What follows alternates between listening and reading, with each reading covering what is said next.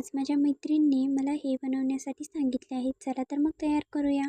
त्यासाठी आपल्याला jewellery wire घ्यायची आहे आणि लहान आकाराचे मोती घ्यायचे आहे. लहान आकाराचे मोती एका साईडला एक मोती घालायचा आहे आणि दुसऱ्या साईड आपल्याला 4 मोती घालायचे आहे. त्यानंतर 1 मोतीमधून 4 साईडची वायर घेऊन ते विरुद्ध दिशेने वडायचे आहे. विरुद्ध दिशेने वडल्यानंतर हा एक सुंदर असा फुलाचा आकार तयार होईल. झाला की नाही फुलाचा आकार. मग नंतर आपल्याला हे मजबूत करण्यासाठी ती वायर कडाच्या मोतीमधून वडत जायची आहे. वडत गेल्याने हे फूल मजबूत होईल. त्यानंतर आपल्याला लहान आकाराची चेन घ्यायची आहे. आपण मोती देखील लहान आकाराची घेतल्यामुळे चेन देखील लहान आकाराचीच घ्यायची आहे. जर मोती मोठ्या आकाराचा असेल तर चेन मोठ्या आकाराचा घ्यावे. त्यानंतर आपल्याला प्रोसेस रिपीट करायची आहे. मोतीमधून वायर घ्यायची.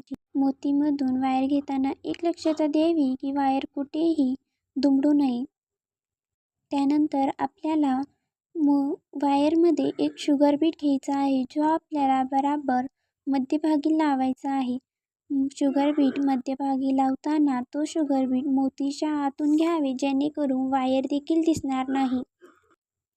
हा प्रोसेस खूप सोपा आहे. हे आपण घरी देखील करू शकता.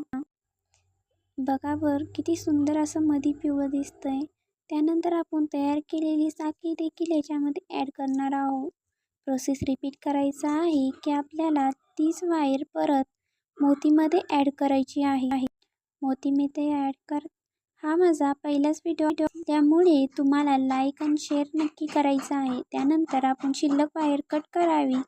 हे बघा अशी हे दिसायला किती सुंदर दिसतात आणि नाजूकसुद्धा आहेत. हातात देखील हे सुंदर दिसते. तुम्ही वाटलंच तर लाईक शेअर सबस्क्राईब करा आमच्या नवीन व्हिडिओसाठी.